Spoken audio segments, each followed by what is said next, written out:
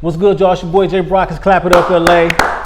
Now, I'm right here with the homie Griff Tyler, aka the singing ass nigga, but yes, he drops all player shit, so make sure you sir. understand that. He is a music connoisseur and a multi-talented artist out of the city of Inglewood. Shout out to his team and brand, Lost Sound. Many of you have heard his music on the radio. Shout out to Gabe C, DJ Head, and Chuck Dizzle. Or you've heard his music on the HBO series SweetLife. Be sure to tap into his latest project, Play Your Chords Right. That's how we got to get on out here in LA, baby. How you doing today, bro? I'm sorry. Appreciate you having me. Oh man, you know, it's a blessing to be sitting here with you. Now, we got some things in common. I grew up in Inglewood too. I mean, I guess the shaping aspect of my childhood was in Inglewood. I actually grew up on Hyde Park and Centinela, over there by Centinela Park. That's around the area I grew up in. Okay, bet, yeah, right off of Marlboro. Now I spent a lot of time up at Centinela Park. I don't bang, so don't take it there. I just that was just where I was at. My parents moved to Inglewood, and so be it. You know what I'm saying? But I spent a lot of time up there. Did you spend any time up at Centinela Park? Nah, I was closer to Rogers Park. Okay, so you was on the other side. Okay.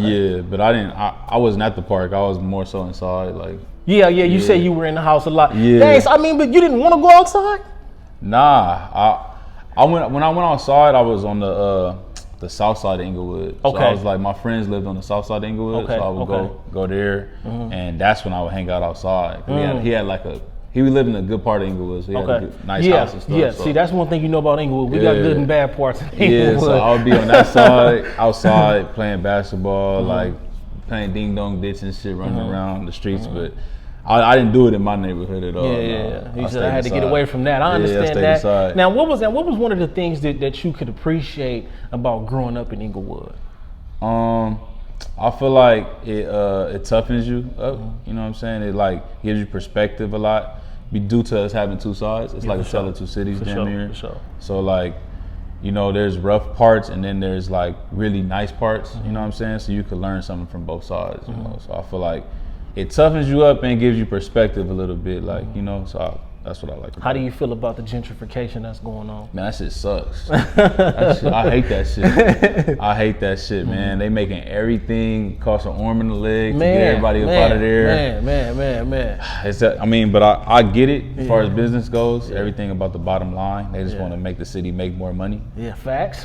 They trying to make it look better. I ain't gonna cap. Right. I asked my mom. We had like an apartment home. We lived in like a fourplex, but they were big. And so one of the things my mom said, she said the rent started at like, I don't know, 1,100 maybe, but by the time we moved out, it was like 1,900. You know what I'm saying? So that rent ain't no joke if you want to live in Inglewood on the real. I understand why they doing it, but you know, hey, it's life. You know what I'm saying? Yep. So you're speaking about being a child, getting in trouble, right? You had the right standards, but you decided to turn these standards into poems. Yeah. But you structured it like a rap. Yeah. Now, so let me ask you something. When you now who did you have to turn these standards into? My mom. Okay, so let me ask you, when she first noticed that this nigga done took my standards and turned them into a poem, did you get in trouble? Nah. Oh, okay. She like enabled it.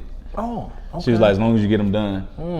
You know so did you have to write the standards and do your poems at the same time? Yeah. Oh, so you gave yourself double the work. Yeah. At first I was like, I just wasn't doing standards. Yeah. When she finally noticed, she was like, "That's fine, but as long as you get them done too." Like, so, but she always encouraged me to follow this path. Okay, that's what's up. See, that's cool because she supported it. You know, a lot of the times we might get in trouble. You know, we might go out and get a couple whoopings. You ain't gonna do what I say? I thought I was gonna get in trouble, but nah, she was just like, that's fine, like that's cool. Shout out to moms, yep, for real, for understanding that. And I think, you know, that's one thing like our generation has. When we raise our children, we want to support our children and what they're doing. You know what I'm saying? Because, you know, when our parents grew up and our grandparents specifically, all they knew was go to school, get a job. That's all. You know, now we know, okay, you don't even have to go to school to be a millionaire. You know what I'm saying? So shout out to moms for that. That was moms. Very supportive, man, for real. You. Oh, and then, we ain't done with moms yet. Now listen, moms who play this music, right? Influenced by Destiny's Child.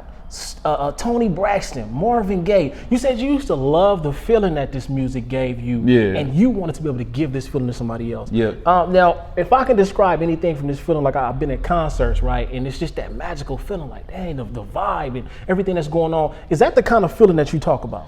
Yeah, it's just like no matter what's going on in life, if you listen to one of your favorite songs, everything's okay. Facts. Feel me? And I don't think there's anything in life like it. Like, you know what I mean? There's drugs and stuff. Like you could smoke, you could drink, but it's the most productive form of happiness. Yeah, for sure. Understood.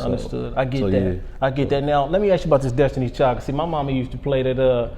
What's that? The T-shirt and all. You know what I'm saying? All them songs. Did you ever find yourself actually singing them songs? I used to. It was a song. I used to work out to them songs. I ain't even no cap to you. Nah, no cap. Yeah, for sure. It was bangers. Oh God. Yeah, no, on I me. sang. Yeah. On me. That's still some of my favorite music to listen to. Like whenever I'm down and out, go back to the '90s R&B, like the genre of the ladies, and I just go up. So do you feel like Destiny's Child? Do you feel like the ladies' music had more of an impact than the males' music in those days to you? Yeah. Okay. I do, but it was like the males' music did go up though. Yeah. I'm not gonna like say it didn't, but I for me at least, it did. The female music did, because I grew up like with basically my mom and sisters. Okay. You know what I'm saying? Okay. I was the oldest brother.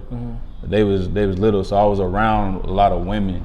So I just like saw how the music made them feel, and I ended up just liking that music, gravitating towards it. I understand that. And it made me understand women more. Yeah. Oh, okay. You know what I'm saying? For sure. Yeah. Push out the players. Yeah. For sure. Now, let me tell you something. One thing that made me understand women more was when I got to hanging out with my fiance and her friends and listening to those conversations. Because you know when we talk. Yeah, you know what I'm saying? We just smashed her up, dip, you know, whoop the whoop. They talking because they the ones it happened to. You know what I'm saying? So that perspective opened me up to a totally different world. So I gotta ask you now, being labeled the singing ass nigga. Right. Was that something that you were ever sensitive to, or did you just accept it and was just like whatever? Nah, I like it. It's like it's my aura. Like I think that's what I give off. And like first when Chuck Dizzle first said that, shout out to Chuck Dizzle. Exactly. Shout out to Chuck Dizzle, DJ here for sure. Yeah. When he said it, I was like, I'm running with that. So that was the first time you heard that? Yeah. Okay.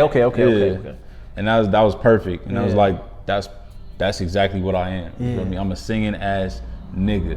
It's like, you get what I'm saying? It's like So I feel like that's what you hear in the music. You know what I'm saying? Understood. Yeah. Now, do you feel like that has, now I don't know your situation, if you got any relationship, we don't mean no disrespect. Do you feel like, as a singer, do you feel like that actually, not that you cared, but do you feel like that helped you with women? Do you feel like women were attached to you more because of the style of music you put out? Nah, I don't think it was because of the music, because I wasn't always like this good, you know what I'm saying? For sure. It was once upon a time I was trash. But I think that it was just like, I think that like I am what the music embodies. That my personality is actually what you hear. You can tell you're not fake. Yeah, so I feel like if you like my music, you'll probably like me too. You feel me? In person. So I think that's all it was. Yeah. I feel like that's the best way to describe it. Okay, I feel that. Now in middle school, shout out to them because they supported the artistic side of the students as well. Yeah. This would actually be your first time stepping into a recording studio. And you said basically in high school you didn't hang out much. You was in the studio, you know what I'm saying, locked in the studio. Now, do you remember the first time you stepped into a recording studio in middle school, and was it what you expected, or was it like, oh my God, I'm in Disneyland? Like, how was that for you? It was both. Okay. It was like what I expected, and it was like Disneyland for me too. Yeah. I was appreciative of the opportunity to do it, and then it just like sparked my creative juices, and just like it was natural. It was like being at home. You know what I mean? So I was addicted to that feeling after that. Like, I had to keep doing it. So that's why in high school I was just like everybody out partying, and I was just like, man, said I'm committed. What Drake say? He said, while all my close friends are partying, I'm just here making the music that they party to. Like, that's how I felt. Yeah. And you know what? I think that bar went over a lot of people's heads. I ain't even gonna cap to you. It went over my head too. So. By the way, I gotta give a shout out to Catch 22. You know what I'm saying? My boy Cypress Marino. Make sure you tap in, get your Catch 22, everything you want to get, and make sure you tap in on iTunes. Produced by Cypress Marino. You know what I'm saying? Cypress. Make sure y'all tap in to Catch 22. Big things coming in the year 2022. So be on the lookout for that. Now you consider yourself a music connoisseur with influences such as Justin Timberlake, Usher, Drake, J. Cole, Kanye West, and Nipsey. Rest in peace to Nipsey. We're gonna take Nipsey out of this question I'm about to ask you. Yep. If you get all of those guys, Justin Timberlake, Usher, Drake, J. Cole, Kanye, they walk up in this room right now and they say, Griff, what's up? You can only pick one. Who are you gonna step into that studio with right now? And you ain't got too much time to think. You got 3 seconds. 3, 2. Probably Drizzy. Okay. All right. There you go. it's not that hard. You know what I'm saying? But it's not that hard. Yeah. Okay. Nah, respect to everybody else. Yeah, though, for sure. like, You already know they goats. They all influenced me. I think with Drake, I feel like the difference with Drake and most other artists, or most of those other like top artists, is that Drake like reaches his hand back. Yeah, for sure. Okay. You feel me? Like he loved music so much that he just like want to be a part of it no matter what. I think like the other artists, they got to a point where they don't put their hand back. Like, they we here. That's a different point. Okay. You feel me? Yeah. I feel like if I met Drake, he'll fuck with my music. Like, Yeah. I mean, hey, look, you know what? I would agree to that, and we're gonna manifest it. Yes, Griff and Drake gonna get down one day. One day. You know what I'm saying? Y'all be on the lookout for that. We also know that you really want to work with her.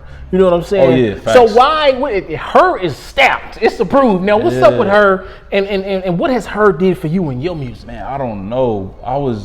It's back when I was working for Pepsi.